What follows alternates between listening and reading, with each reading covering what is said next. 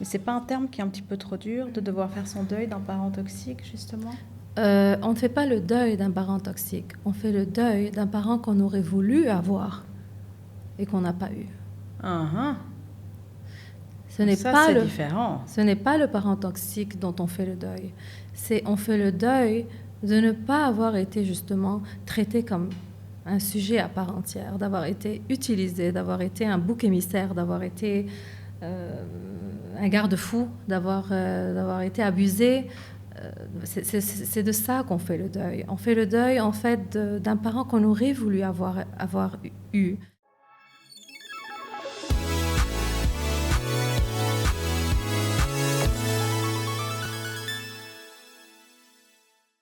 Bonjour Diana et bienvenue dans mon podcast French Stuff. Aujourd'hui, on va parler d'un sujet qui est encore considéré assez tabou, mais je pense qu'il concerne pas mal de monde. Les parents toxiques. Mais avant de commencer, j'aimerais que tu te présentes. Qui es-tu? D'abord, merci Ribel de m'inviter pour parler de ce sujet important. Alors, je suis psychologue clinicienne et je suis à Dubaï depuis environ 9 ans et j'ai ouvert ma propre clinique qui s'appelle The Hummingbird Clinic depuis 2016, juste après avoir obtenu mon doctorat à Montréal. Donc, je travaille en pratique privée. Diana, dis-moi, pourquoi utilise-t-on le terme de parents toxiques, justement? D'abord, il faut savoir que, on va voir l'étymologie du mot. Le mot toxique vient du latin toxicus, qui veut dire empoisonné. Donc, c'est un terme utilisé pour décrire un environnement qui graduellement, mais sûrement, finit par en fait empoisonner le développement psychique et le développement émotionnel des membres de cette famille, comme des enfants qui plus tard deviendront des adultes avec des séquelles, en fait, par rapport à ce qu'ils ont vécu dans ces familles toxiques. Et nommer toxique, c'est important, pas pour poser un diagnostic, mais plutôt pour reconnaître que cet environnement a été très nocif, en fait. Mais comment est-ce qu'on va reconnaître justement que le parent est toxique? Quand je parle de parents, c'est famille. Hein. Ça peut être un oncle, une tante, un père, une mère, un frère ou une sœur, ou des cousins, des cousines, ou je ne sais quoi. Comment est-ce qu'on peut vraiment reconnaître qu'il y a une toxicité au sein d'une famille, justement? D'abord,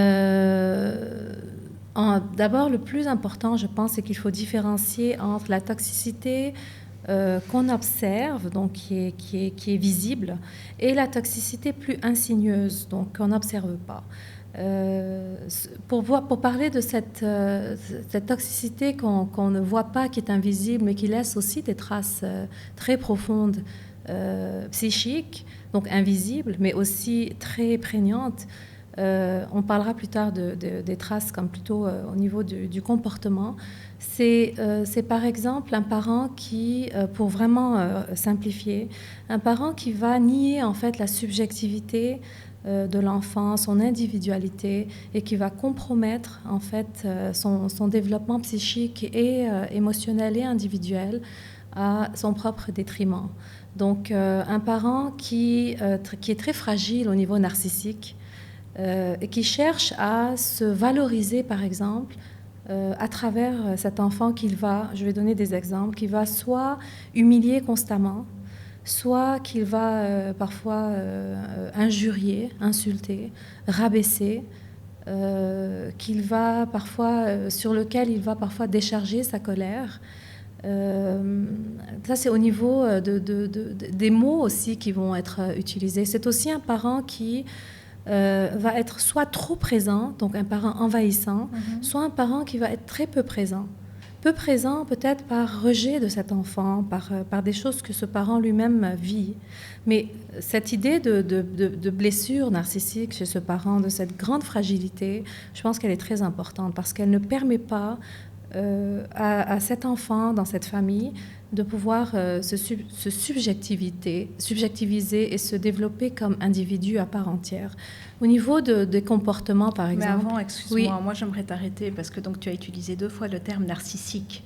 Donc pour toi, un parent toxique est narcissique ou pas? Parce que donc, tu l'as dit 2 fois, tu as dit donc soit c'est parce que ça va être un parent qui va être narcissique, ou alors tu vois, il va vouloir aussi surprotéger l'enfant, ou alors il va carrément délaisser l'enfant. Mais quand justement quelqu'un délaisse l'enfant, est-ce qu'il a un comportement narcissique vis-à-vis de lui? Ça ne veut pas dire qu'on parle de lui-même. Oui, vis-à-vis de qui ça ne veut pas dire qu'on développe vis-à-vis du parent. Oui, c'est pas qu'il est narcissique, c'est qu'il a une grande blessure narcissique.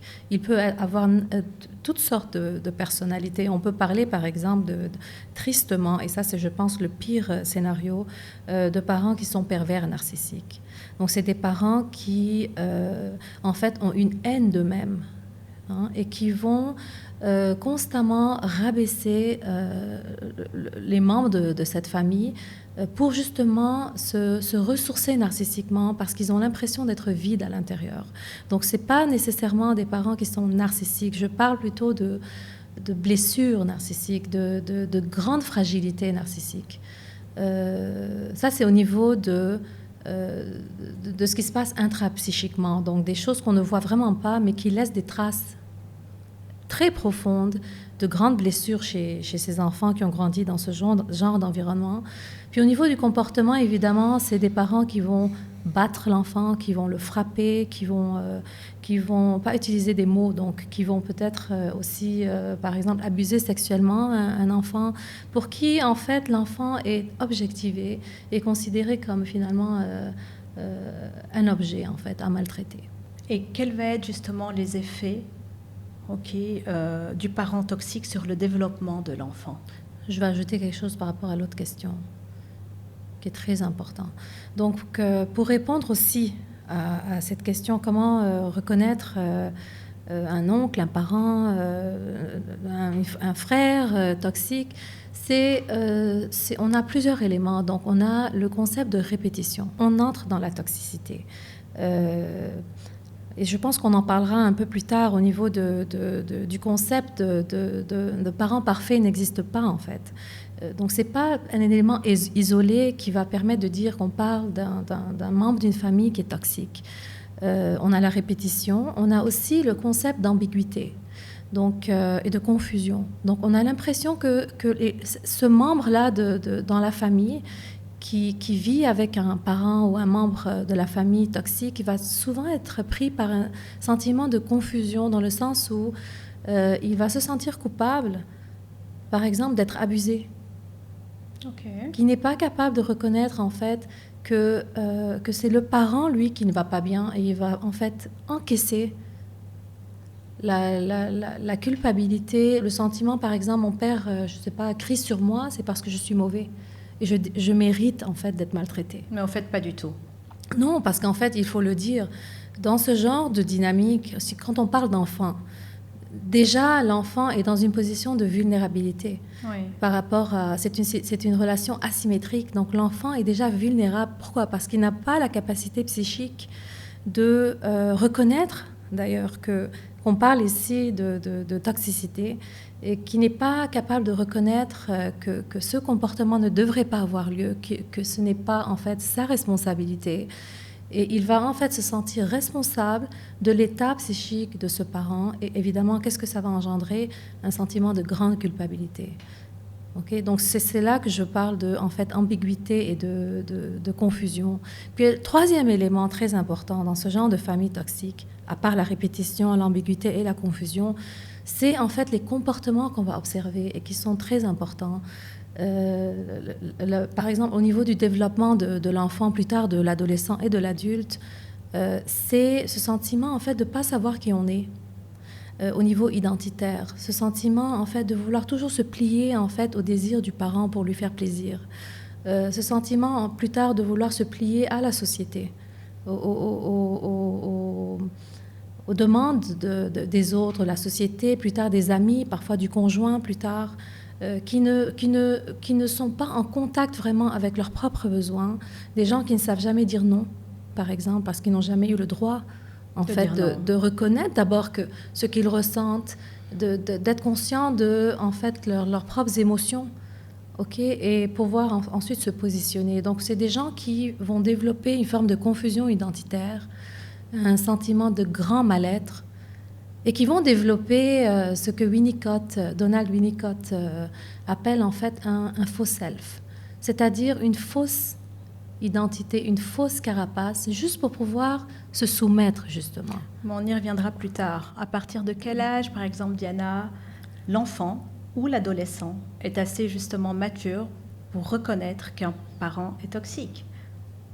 Je pense que c'est une très bonne question. Alors souvent, on entend des enfants qui, par exemple, je donne un exemple, un enfant qui revient de l'école et souvent il est giflé, par exemple. Pour lui, c'est normal. Par qui il est giflé? Disons par un des parents, par le parent qui est souvent présent à la maison. Mais pourquoi est-ce qu'il le giflerait, au fait, ce parent?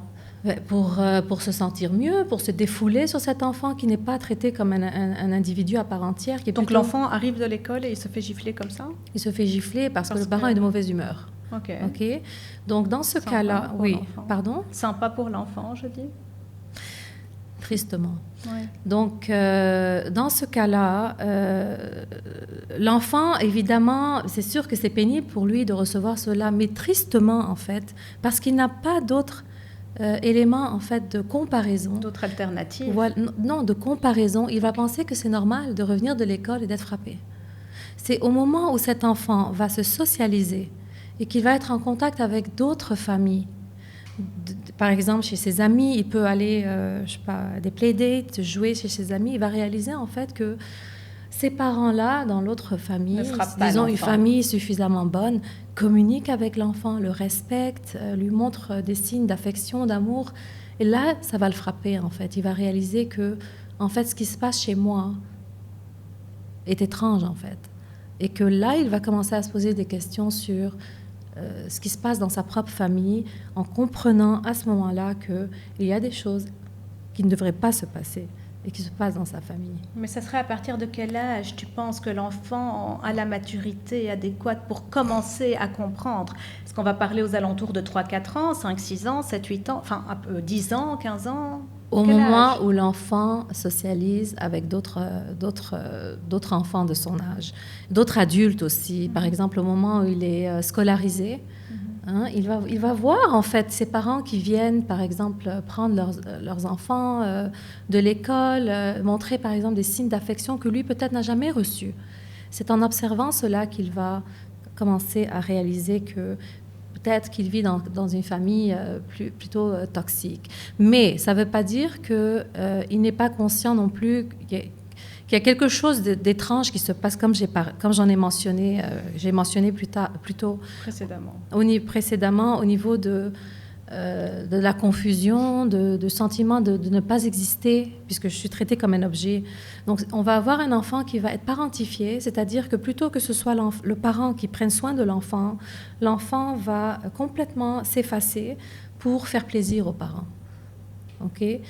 Mais vraiment, pour parler d'un enfant qui prend conscience de la toxicité, c'est vraiment au niveau de la socialisation et il n'y a pas vraiment d'âge. Je pense que du moment où cet enfant rentre en contact avec d'autres enfants, d'autres parents, d'autres adultes, pas juste des enfants, il va comparer en fait comment ces adultes-là en fait lui parlent même parfois. Ça peut être un professeur d'école qui est gentil avec lui, qui est très aimant, qui est constant dans sa façon de le respecter.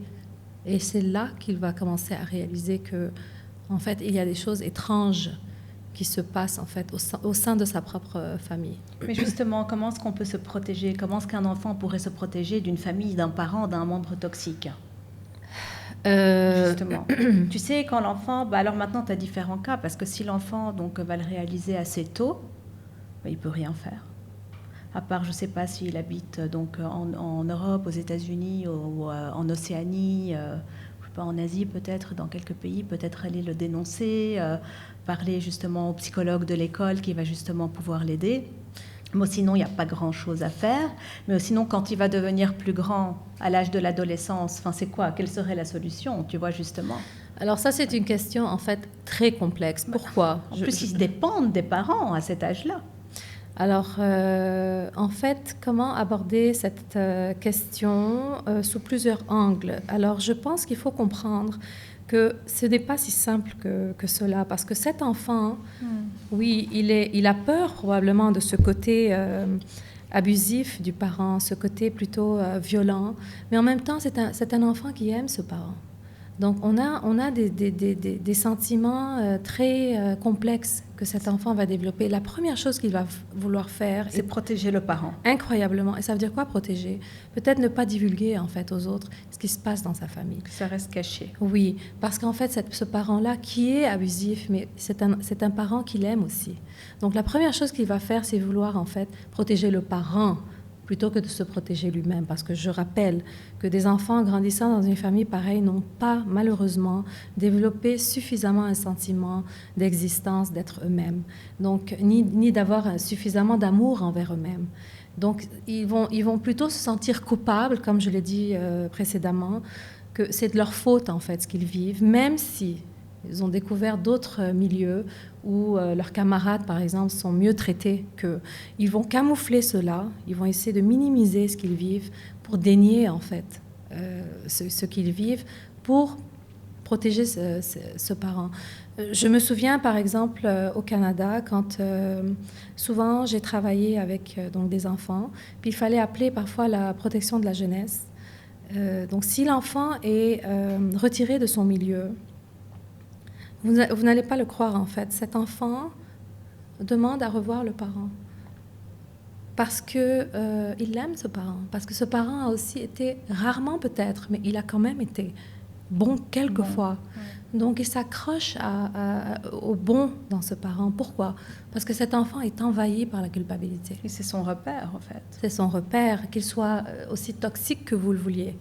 Ça reste un repère. Et puis quand on parle de toxicité, on parle aussi bien, donc ça c'est de l'harcèlement moral et ou physique, c'est pas forcément les deux, tu vois. Et ça veut pas dire non plus que le parent toxique, le parent toxique ne va pas être peut-être tous les jours aussi toxique. C'est aussi par période, dépendamment de lui, du parent, tu vois, de ses sentiments. Aujourd'hui, je ne suis pas bien, j'ai passé une mauvaise journée au travail, je vais venir, je vais me défouler sur mon enfant. Aujourd'hui, je reviens, j'ai eu une promotion au travail, et ben ça va être la fête, tout va très bien se passer. Et donc l'enfant va encore avoir un plus grand déséquilibre et il va justement pas savoir reconnaître que ce parent est toxique ou pas, tu vois. Il va s'accrocher plutôt au côté, en fait, ce parent est bon. Pour préserver, hein, parce que qu'est-ce que veut un enfant finalement? La seule chose qu'il veut, qu'il demande, c'est d'être aimé. Donc il va plutôt, comment on dit, préserver le lien à ce parent, plutôt que d'imaginer que ce parent puisse, par exemple, ne plus être présent dans sa vie. C'est quelque chose d'intolérable pour lui. Parce que je répète, en cet enfant va être ancré le sentiment qu'il mérite aussi ce qu'il a subi. Parce que les enfants sont très égocentriques, donc tout tourne autour d'eux. C'est pour ça que quand des parents, par exemple, même divorcent, et qu'ils veulent parler de la séparation, les enfants vont se sentir coupables. Et c'est pour ça que quand on doit annoncer aux enfants qu'il y a une séparation ou un divorce, là, c'est très important de mentionner que ça n'a rien à voir avec toi, par exemple. C'est quelque chose qui concerne en fait les adultes, nous, en tant que parents. Notre relation ne fonctionne plus, mais on va toujours t'aimer et on sera toujours présent malgré tout. Donc, pour déculpabiliser l'enfant, parce que pour l'enfant, tout tourne autour de lui. S'il reçoit une gifle, c'est parce qu'il pense qu'il le mérite. S'il est rejeté, c'est parce qu'il a mal agi. Il ne va pas, en fait, questionner le parent, il va se questionner lui-même. Donc, la question la question est assez complexe, en fait. Il faut comprendre qu'il ne va pas d'abord penser à se protéger. Ce qu'il va vouloir faire, c'est plutôt protéger, en fait, ce parent. Oui. Et dis-moi, tu penses qu'il y a un lien avec l'âge des parents et le fait que le parent soit toxique? Donc, je vais m'expliquer. Il y a des décennies précédentes, les parents se mariaient assez tôt. Ils étaient eux-mêmes des adolescents. Je ne vais pas parler dans tous les pays, mais dans pas mal de pays. Le mariage, je parle il y a 3, 4, 5, 6 décennies. C'était aux alentours de quoi? 17, 18 ans, 20, 22 ans. Ça arrive encore aujourd'hui. Ils se sont encore eux-mêmes des adolescents, si tu veux. Donc, ils ne sont pas encore devenus adultes à 100%. et la femme va tomber enceinte, elle va avoir elle-même des enfants, et peut-être que ça va être un mariage forcé ou pas, et donc elle n'aura pas spécialement pu profiter de sa jeunesse, elle n'aura pas eu envie d'avoir un enfant, et elle va se retrouver elle-même parent.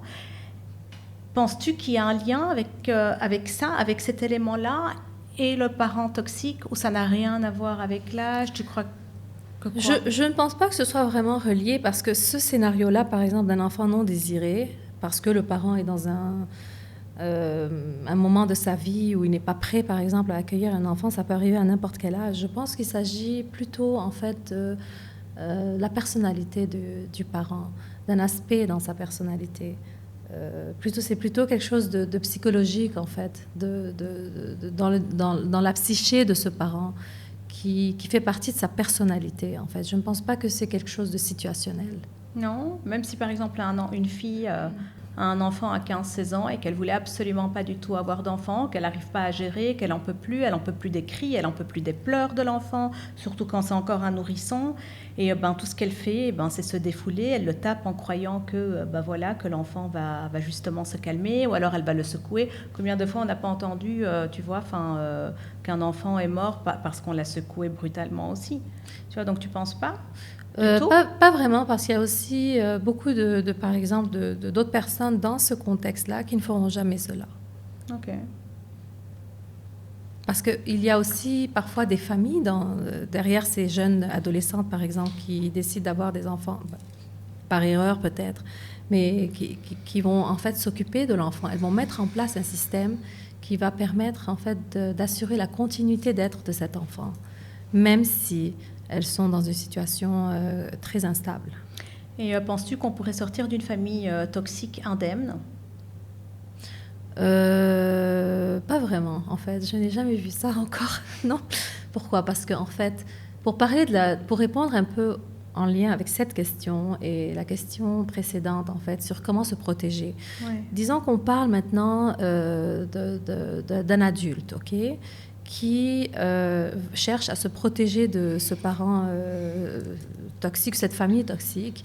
Il faut comprendre que s'éloigner géographiquement, quand on dit, par exemple, il faut quitter le milieu familial, oui, c'est une première étape, mais ça ne veut pas dire non plus qu'on s'en est vraiment protégé. Pourquoi? Parce qu'en fait, cette relation avec ce parent, elle est inscrite en fait à l'intérieur de soi. Et que ce travail, c'est un travail qui doit se faire intérieurement, indépendamment de cette distance géographique.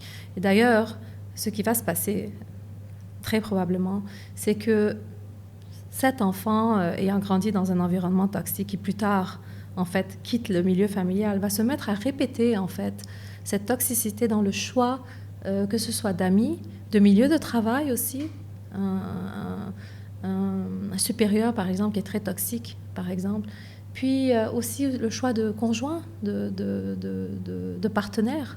Mais tu ne penses pas justement qu'au contraire, parce qu'il aura vécu ça et qu'il aura lui-même souffert, il va justement se protéger de ces gens-là et il va pouvoir les différencier et les reconnaître et s'éloigner d'eux? Ça, c'est ce qui se passe après un travail de thérapie. Pourquoi? Donc la thérapie est indispensable. Elle est indispensable. Il n'y a pas moyen de s'en sortir. Pourquoi? Parce qu'on n'arriverait pas à distinguer, on n'arriverait pas nous-mêmes, Monsieur X ou Madame Y, dire j'ai eu des parents toxiques, j'ai eu un parent toxique. On n'arriverait pas à faire un travail sur nous-mêmes seuls? Non. La thérapie est vraiment indispensable? Elle est indispensable parce qu'on est mu en fait en tant qu'être humain par le principe en fait de répétition. Et c'est une très bonne question en fait. Et il y a beaucoup de personnes qui me posent cette question en thérapie. Mais si c'était tellement douloureux, pourquoi je le répète? D'ailleurs, ils viennent en thérapie soit parce qu'ils sont dans des situations très toxiques. Et là, quand on parle de l'enfance, on réalise en fait qu'ils ont grandi dans un milieu comme ça, très toxique. Ouais.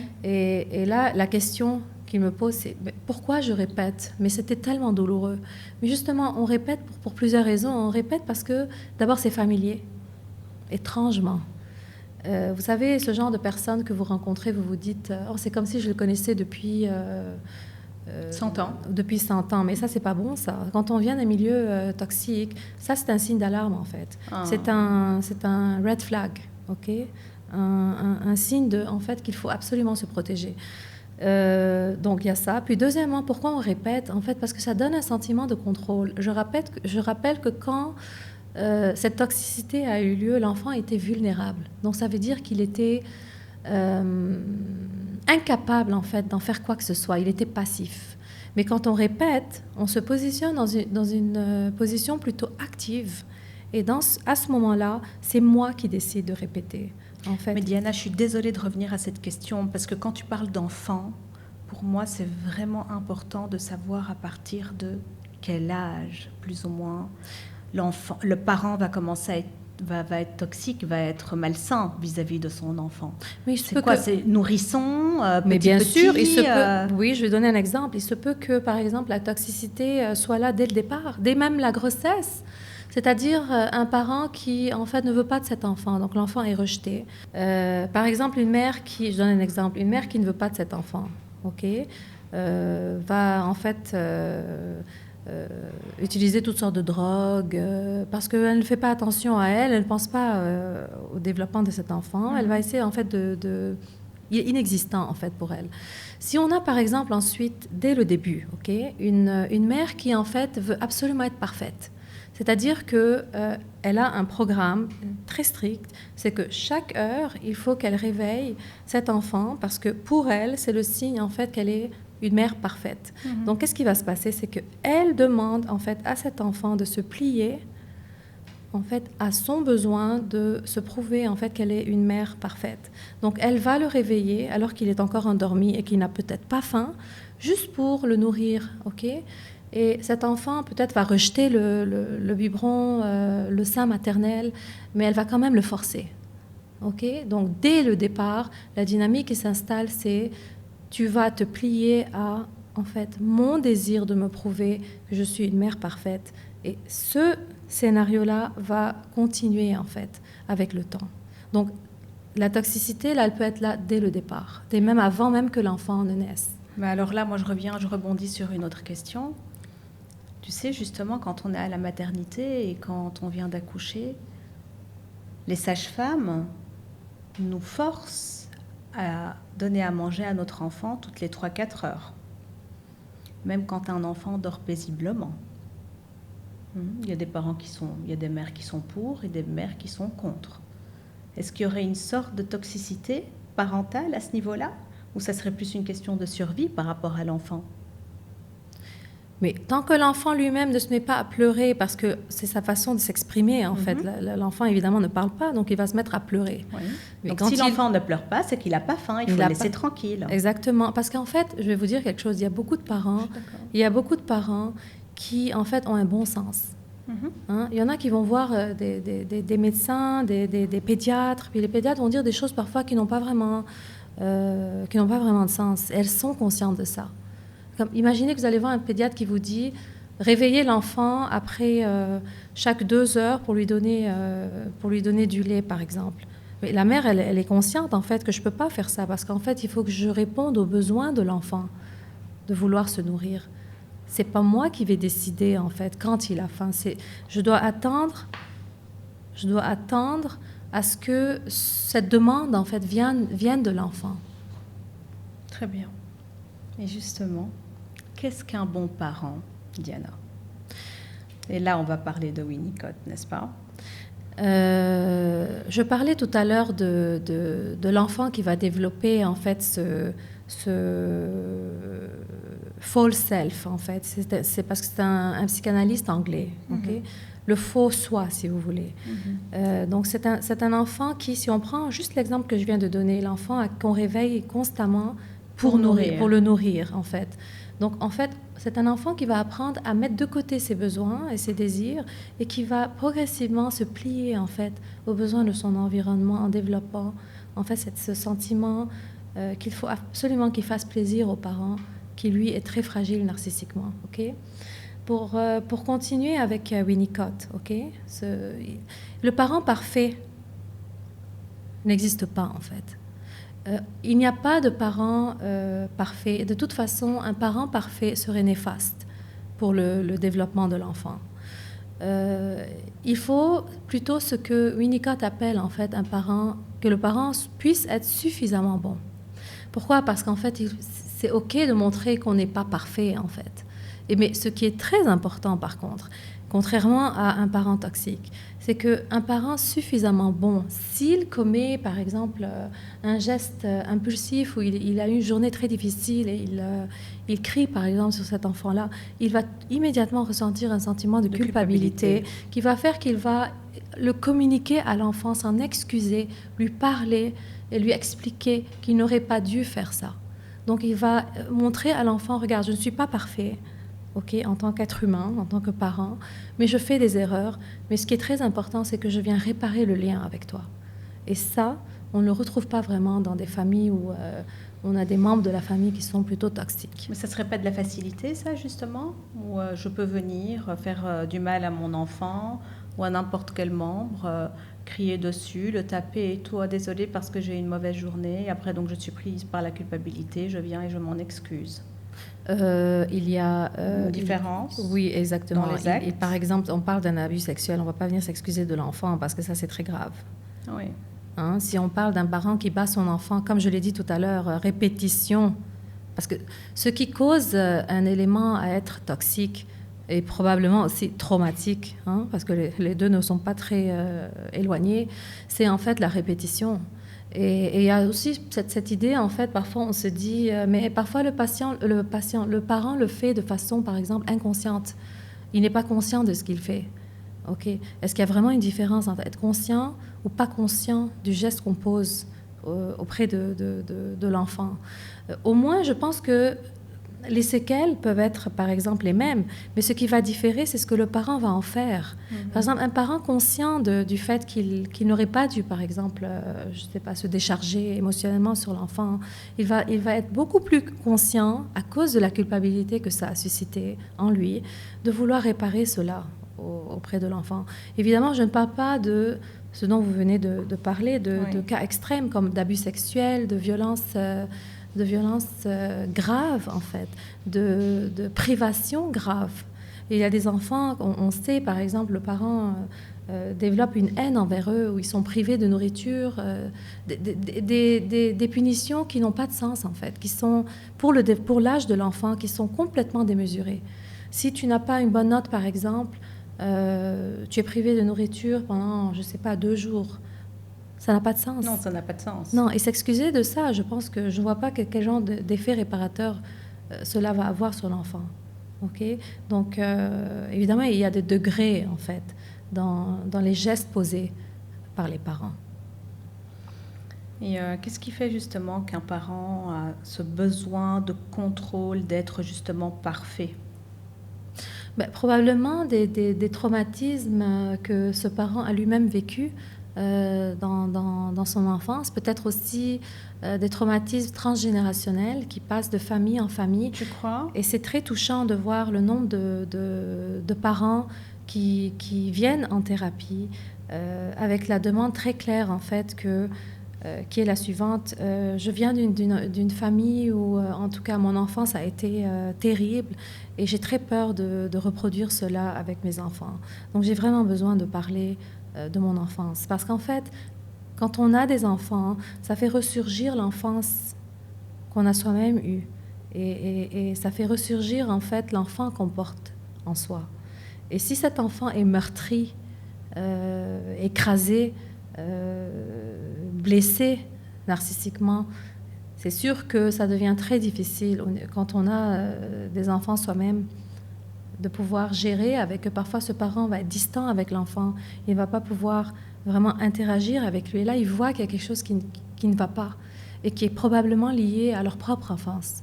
Et donc, ils viennent en thérapie pour pouvoir, si vous voulez, comme travailler tous ces éléments-là, pour pouvoir être des parents suffisamment bons. Parce qu'on ne peut pas, comme je l'ai dit tout à l'heure, un parent parfait, c'est très néfaste. Et c'est un autre problème, ça. Donc, il faut se permettre de faire des erreurs, mais des erreurs, évidemment, relatives. Pas, par exemple, abuser sexuellement d'un enfant. Ça, c'est une erreur. C'est pas une erreur, ça, c'est quelque chose de très grave, en fait. C'est un acte posé grave, en fait, sur l'enfant, qui est, en fait, irréparable. Je ne vois pas comment on peut réparer une chose pareille, à part, plus tard, cet enfant adulte qu'il aille en thérapie et qu'il travaille sur les effets de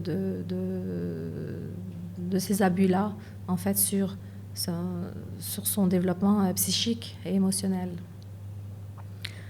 Donc, en fait, si je comprends bien, c'est que si un parent est toxique, c'est forcément dû à un parent. Donc, c'est vraiment transgénérationnel, c'est ça?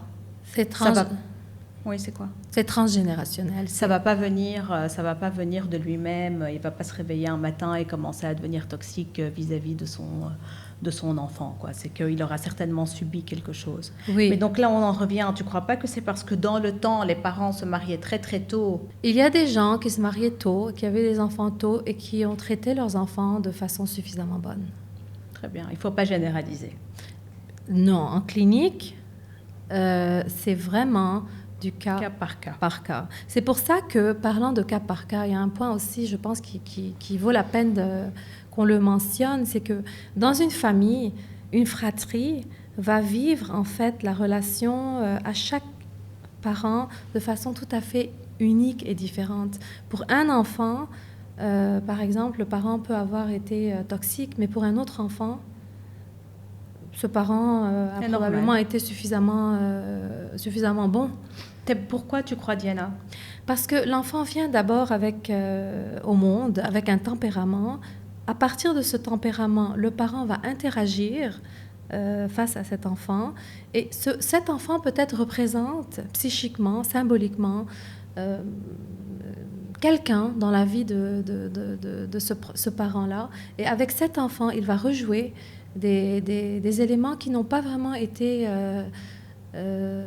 suffisamment travaillés ou dans sa propre enfance. Par exemple, un enfant dans la fratrie qui rappelle à la mère un frère qu'elle détestait parce que ce frère l'abusait. Mais inconsciemment, cette mère va se finir par en fait se défouler sur cet enfant parce qu'il la rappelle en fait ce frère qui l'avait abusé. Donc cet enfant-là particulièrement sera placé dans une position où il sera, si vous voulez, le bouc émissaire en fait et le mouton noir dans cette famille-là. Puis l'autre enfant, par exemple, peut-être parce qu'il narcissise ce parent suffisamment, c'est un enfant qui réussit bien, qui n'est pas difficile, dont le parent en fait se valorise à travers cet enfant. Donc il sera placé dans une position plus, si vous voulez, où le parent va beaucoup plus investir cet enfant que le second. Et dis-moi, Diana, quel sera le rôle du parent? Est-ce d'aider et de soutenir l'enfant durant son développement afin qu'il atteigne confiance en lui? En fait, le rôle d'un vrai parent, c'est quoi en fin de compte quand on décide d'être parent? Il y a cette phrase que j'aime beaucoup, en fait, de cette citation de Khalil Gibran, poète, écrivain libanais, qui dit, en fait, vos enfants ne sont pas vos enfants de parents suffisamment bons. C'est en fait de graduellement, bien sûr, faire en sorte que l'enfant, en fonction de son développement, du stade de développement dans lequel il se trouve, puisse s'autonomiser suffisamment, pour ensuite devenir un adulte capable d'affronter le monde et de pouvoir se séparer. Et on le sait, des parents qui sont très attachés eux-mêmes à leurs enfants vont tout faire pour garder ces enfants près d'eux. Et c'est un problème parce qu'en fait, l'enfant, plutôt que de naturellement en fait, avoir ce désir de s'émanciper, ne va pas se permettre de quitter le milieu familial par culpabilité, parce qu'il aura le sentiment, induit par le parent, d'abandonner le parent. Alors, ça ne devrait pas être comme ça, parce que le cycle naturel des choses, c'est plutôt mes parents me donnent la vie, oui. Puis ils me donnent en fait ce qu'ils peuvent, avec ce qu'ils ont reçu eux-mêmes. S'ils n'ont pas assez reçu, ils essaient de travailler sur eux pour essayer d'améliorer leur façon d'être, puis d'autonomiser suffisamment cet enfant pour qu'il puisse être assez fort en fait au niveau de son identité, de ses choix de vie, de qui il est, pour qu'il puisse prendre des décisions responsables plus tard en tant qu'adulte et se permettre de en fait quitter le milieu familial sans trop de culpabilité. C'est pas en étant envahi par un sentiment de culpabilité d'avoir abandonné ce parent qui lui en fait se positionnent plutôt comme un enfant abandonné. Je vois. Tout un travail intérieur à faire pour en fait les laisser partir. Parce que les effets nocifs de ces parents vont être ancrés en soi et qu'ils vont nous pousser consciemment et parfois même inconsciemment à reproduire cet abus en fait relationnel dans les choix de personnes dans la vie.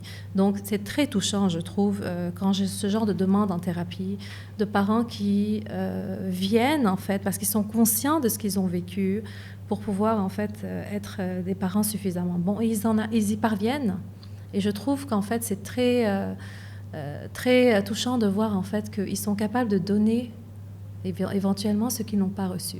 Parce que c'est très important de mentionner aussi que quand on a des enfants, le fait d'être suffisamment bon avec eux, le fait de leur donner en fait ce qu'on n'a pas reçu, ça répare aussi son enfant intérieur. Ça répare beaucoup. Je donne ce que je n'ai pas reçu et ça me répare en tant que... Mais justement, c'est pas trop dur d'aller en thérapie et de se dire, eh ben écoute, j'ai un problème... J'ai eu des parents toxiques ou autre chose, et donc il est temps que j'aille donc peut-être me soigner. C'est difficile quand même, non? Pour un adulte. Comment est-ce que l'adulte se rend compte que justement il y a un problème et qu'il doit aller voir le psy? Alors, les parents, d'habitude... Avant qu'ils deviennent parents, Diana. Les individus tentent par eux-mêmes, évidemment, de gérer leur propre... souffrance, oui.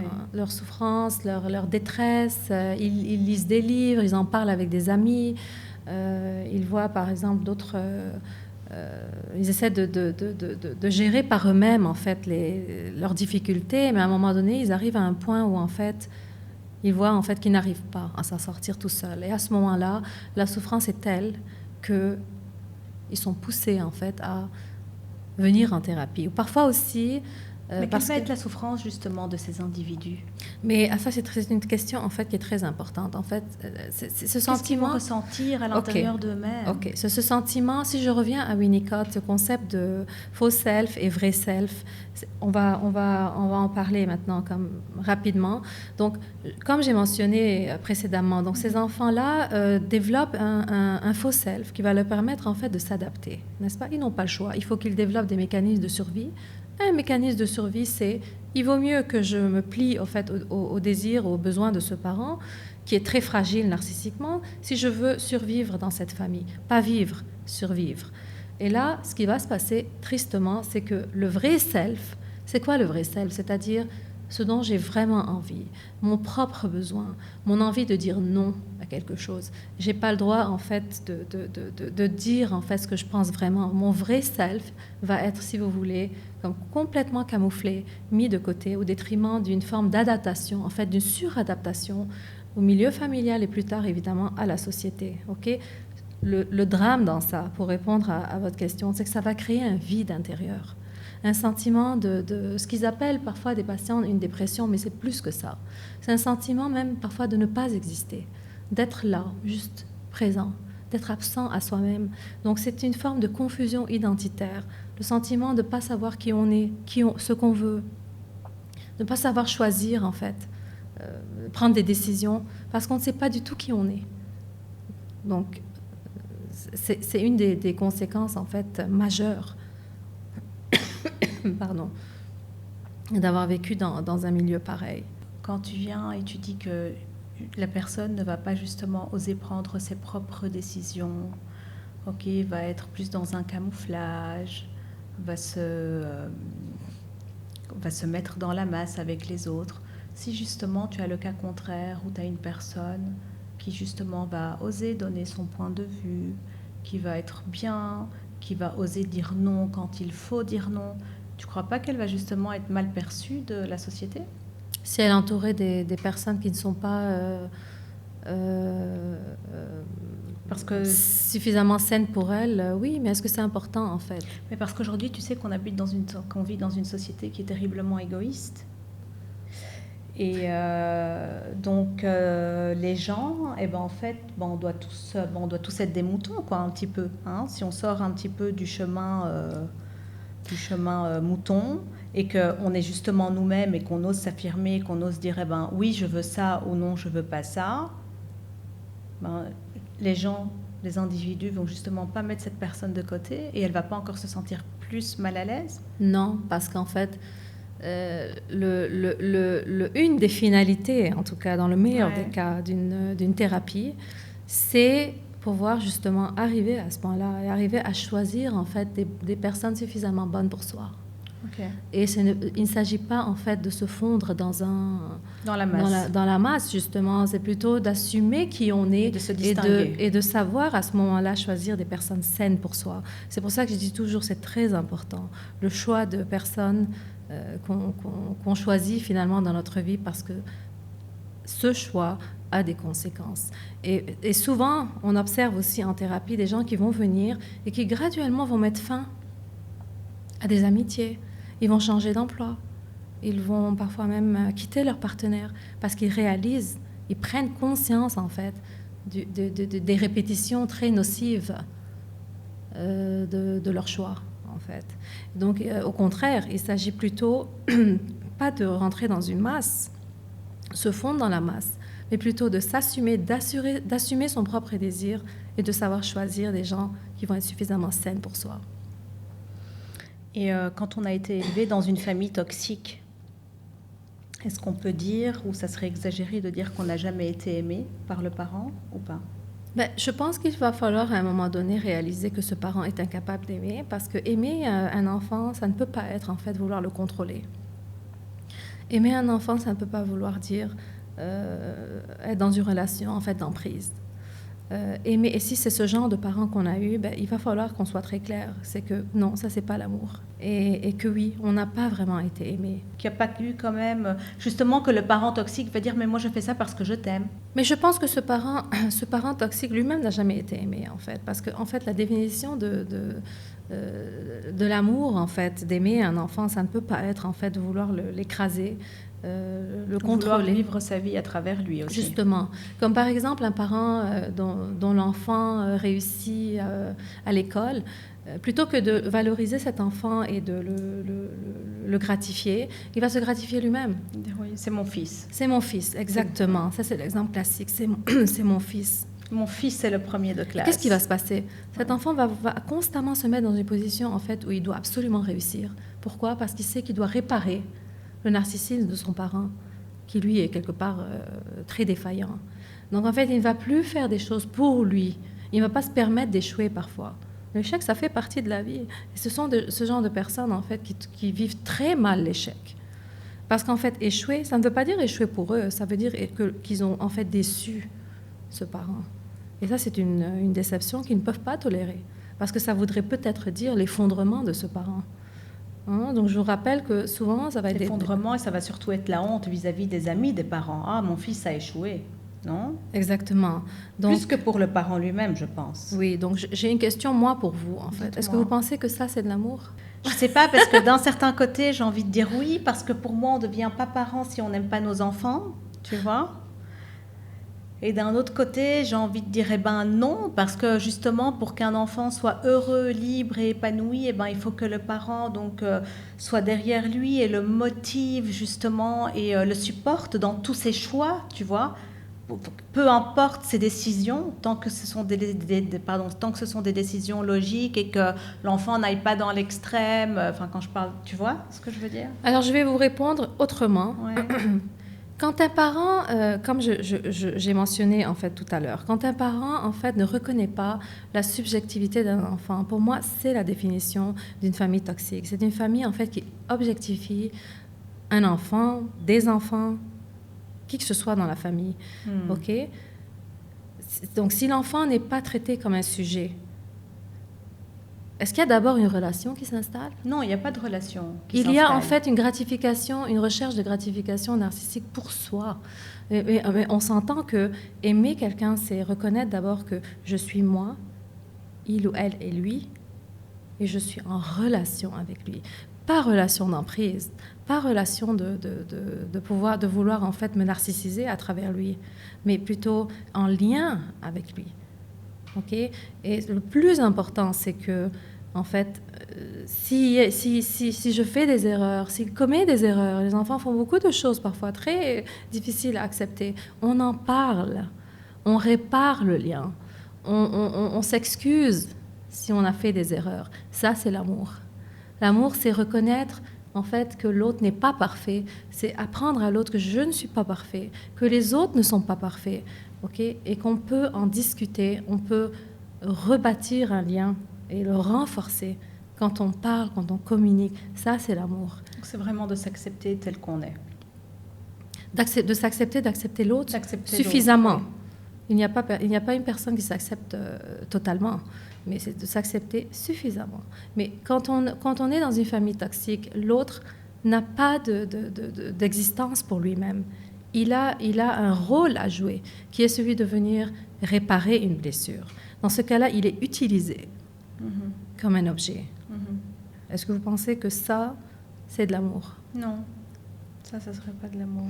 Par contre, la bonne nouvelle, c'est que ce n'est pas parce qu'un enfant a eu l'impression de ne pas avoir été assez aimé qu'il n'apprendra pas plus tard à travailler sur son identité d'abord, renforcer qui il est, clarifier ses choix de vie, puis apprendre à développer davantage un sentiment de soi, une estime de soi et suffisamment de confiance en lui ou elle.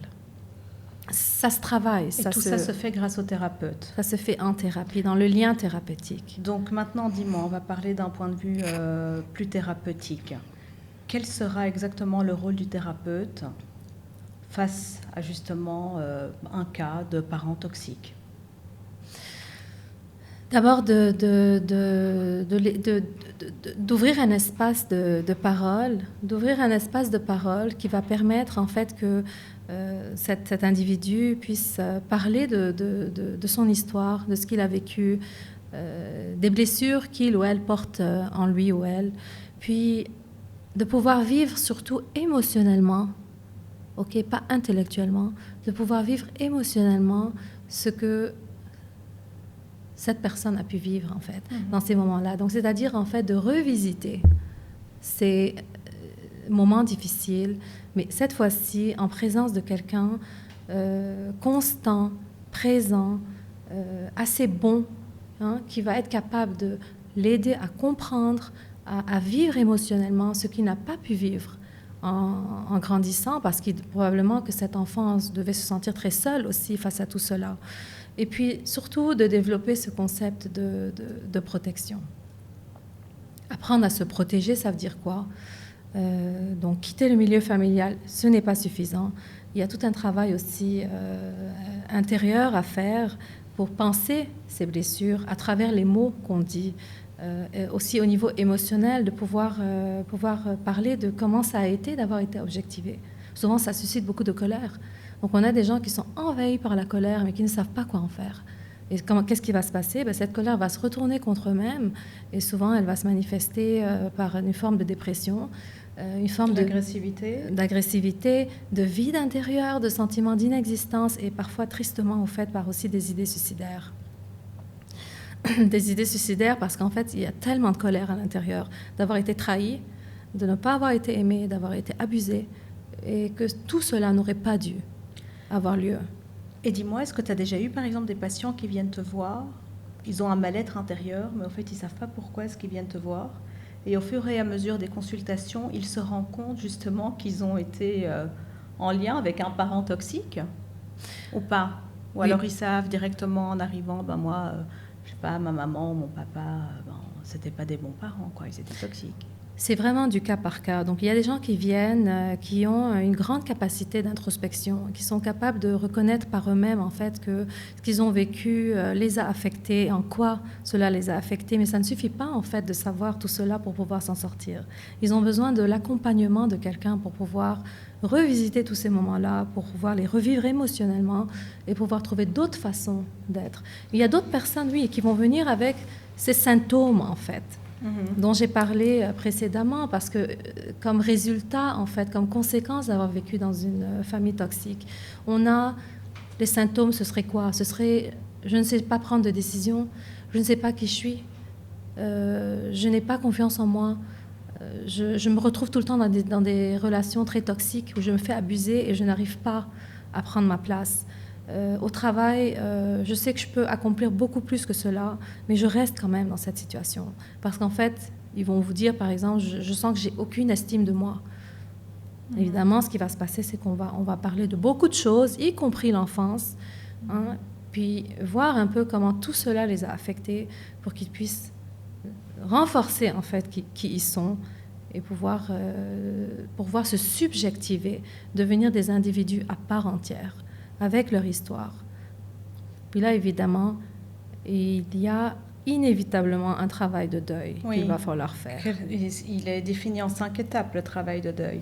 Et c'est pas un terme qui est un petit peu trop dur, de devoir faire son deuil d'un parent toxique, justement? On ne fait pas le deuil d'un parent toxique. On fait le deuil d'un parent qu'on aurait voulu avoir et qu'on n'a pas eu. Différent. Ce n'est pas le parent toxique dont on fait le deuil. On fait le deuil de ne pas avoir été justement traité comme un sujet à part entière, d'avoir été utilisé, d'avoir été un bouc émissaire, d'avoir été un garde-fou, d'avoir été abusé. C'est de ça qu'on fait le deuil. On fait le deuil, en fait, d'un parent qu'on aurait voulu avoir eu. Un parent suffisamment aimant, un parent capable de nous laisser nous émanciper. C'est de ça qu'on fait le deuil. On fait le deuil, en fait, de ne jamais avoir été aimé. C'est difficile, ça. C'est une des choses, je pense, les plus difficiles à faire. Mais en même temps, c'est un des travaux, en fait, c'est le travail le plus, en fait, gratifiant à faire pour soi. On se le doit à soi-même de subjectiver sa propre histoire. C'est que ce qui est important, vraiment, ce n'est pas seulement ce qu'on a vécu, mais ce qu'on finit par en faire. OK? Et si on pense, par exemple, à Boris Cyrulnik et le concept de résilience. La résilience, oui. C'est quoi la résilience? C'est quoi? La résilience, c'est finalement la capacité de rebondir après des événements très difficiles, des traumatismes, etc. Mais attention, il faut faire attention à comment on comprend ce terme de résilience. Il ne s'agit pas d'avoir vécu des drames, hein, et puis... et de les accepter. Et pas les accepter. Il y a deux attitudes. Moi, j'ai une attitude un peu, comment on dit... méfiante par rapport au concept de résilience, bien que je pense qu'il soit très utile. On a deux positions. J'ai vécu des choses très difficiles, je mets tout de côté, j'enterre tout cela, puis je mets toute mon énergie à essayer de me reconstruire.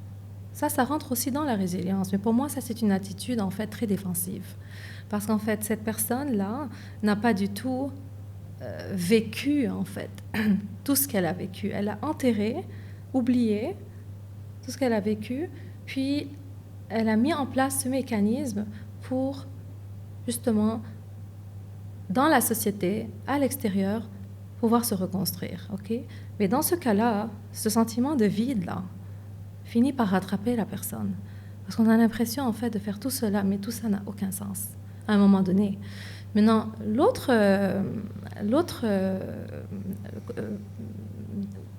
angle, en fait, par rapport à la résilience, que moi je trouve intéressante, c'est, en fait, j'ai vécu toutes ces choses très difficiles, ok, j'en ai fait quelque chose, mais j'ai vécu émotionnellement ce que ça m'a fait. Donc, je ne me suis pas laissée détruire par toutes ces choses-là.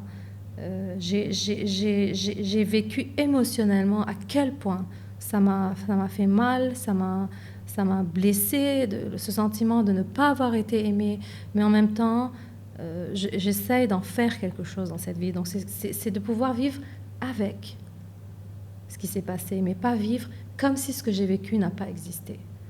Donc, ce sont deux positions différentes par rapport à la résilience.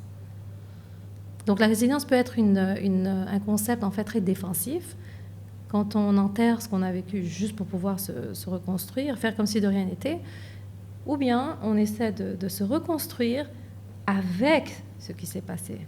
Et tu penses qu'avec un travail donc, de thérapeute, on pourrait y arriver? Ça prendrait des années et des années, non? C'est vraiment à nouveau... C'est du cas par cas. Du cas par cas, pourquoi? Parce que ça dépend de la personnalité de la personne qui vient, ça dépend de ce que cette personne a vécu, ça dépend pas seulement de ce qu'elle a vécu, ça dépend en fait de qu'est-ce qu'elle en a fait aussi, donc de ses capacités intérieures.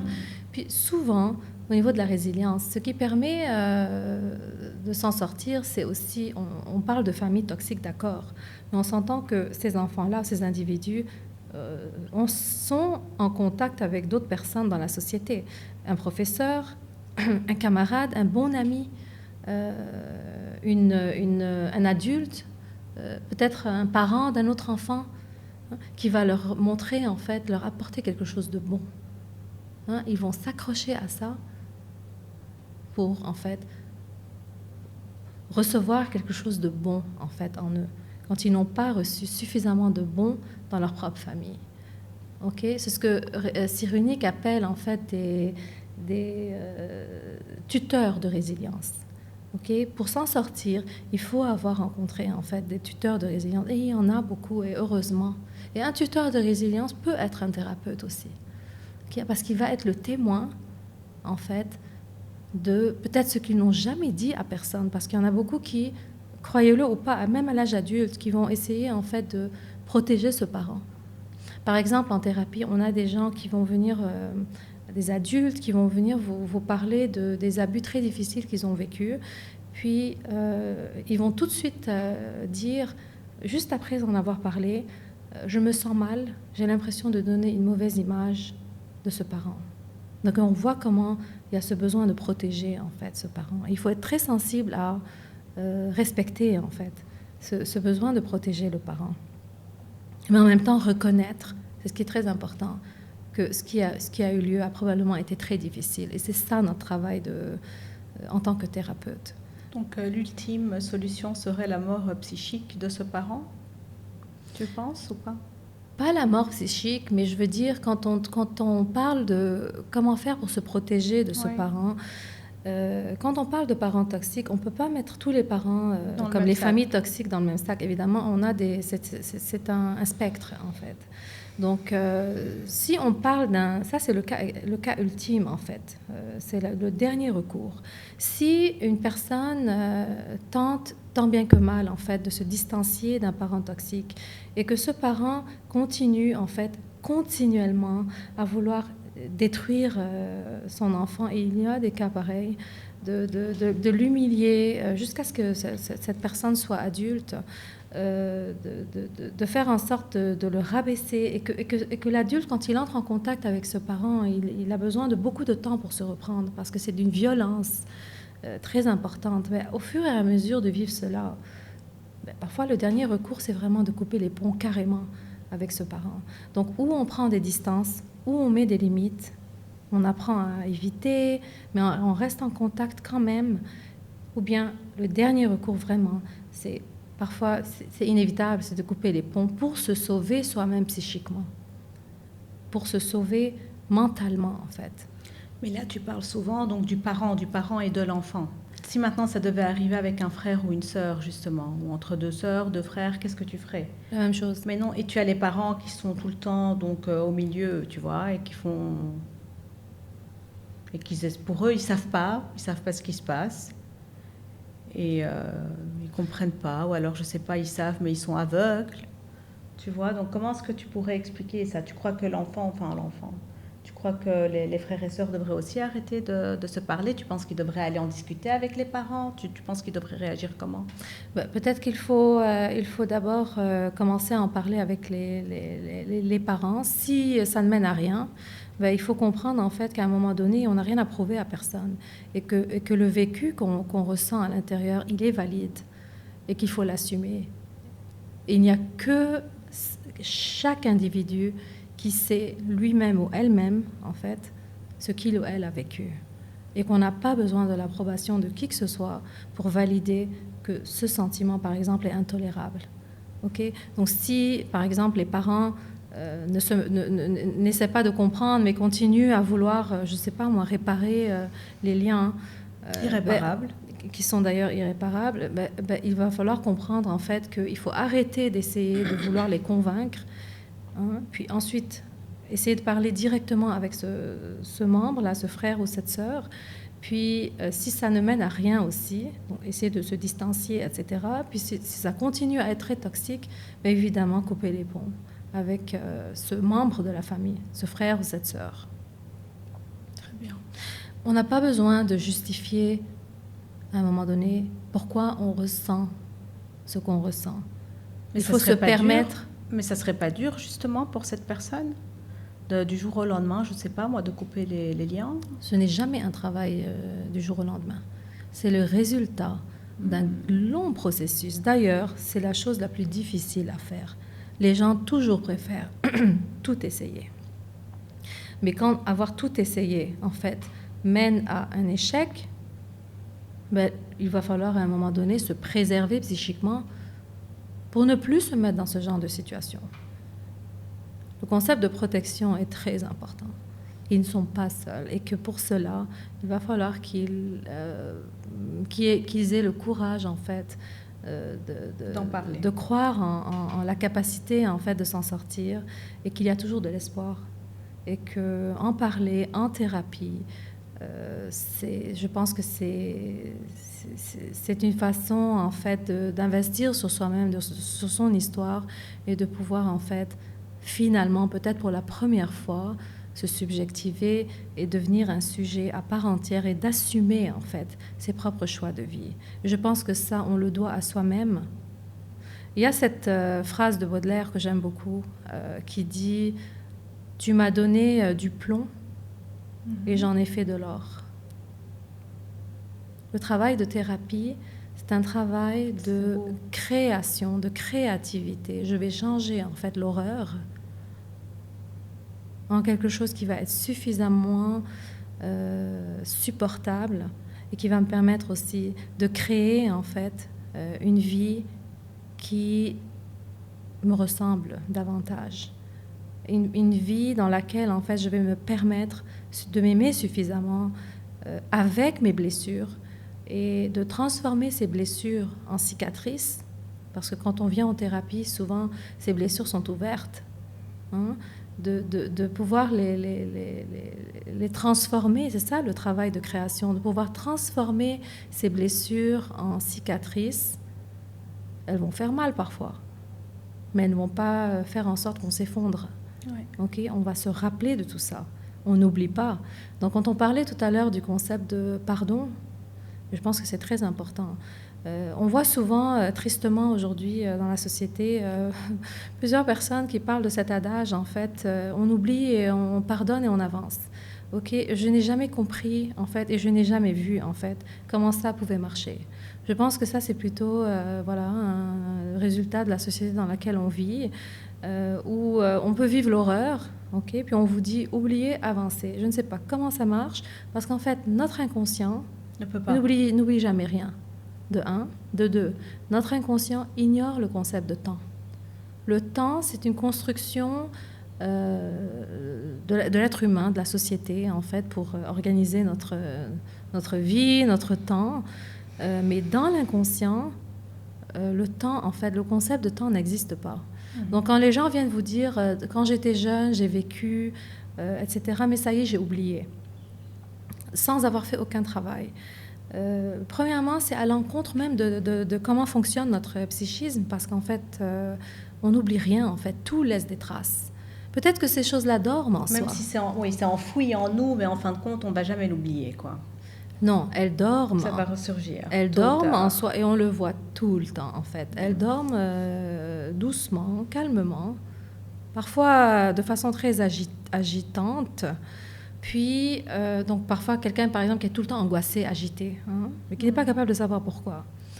Puis, à un moment donné, arrive un événement qui va faire ressurgir, en fait, ces traumatismes. Et c'est à ce moment-là que, dans des moments de crise, les gens sont quelque part forcés à venir en thérapie.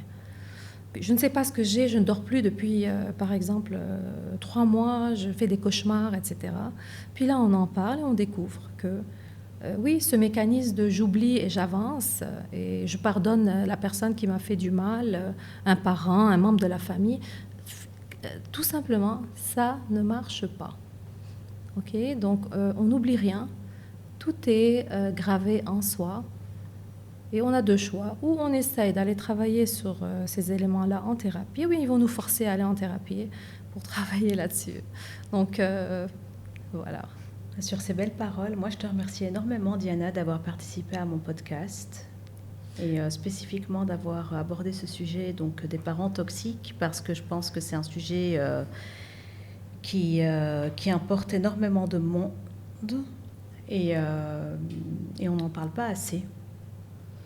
Et donc moi, donc, sur le mot de la fin, je dirais que vous n'êtes pas seul, il faut vous entourer de bonnes personnes, allez en thérapie si vous sentez que vous avez besoin de parler, trouvez le bon thérapeute. Et sur ça, donc moi je vais vous dire que il y a Diana ici. Comment on fait pour te joindre, Diana, justement, si on a besoin de te joindre? J'ai le site internet, ils peuvent prendre un rendez-vous, me contacter. Tous les détails sont sur le site internet. Tu me donneras les détails. Certainement. En bas de la page. Certainement. Et il y a toujours, en fait, de l'espoir. Tant qu'il y a de la vie, il y a de l'espoir. Diana, merci beaucoup. Parce qu'on est toujours du côté de la vie. C'est très important. Tout à fait. Merci beaucoup, Diana. Merci de m'avoir invitée. Avec plaisir. Je vous dis à très bientôt dans un prochain épisode French Stuff. Salut!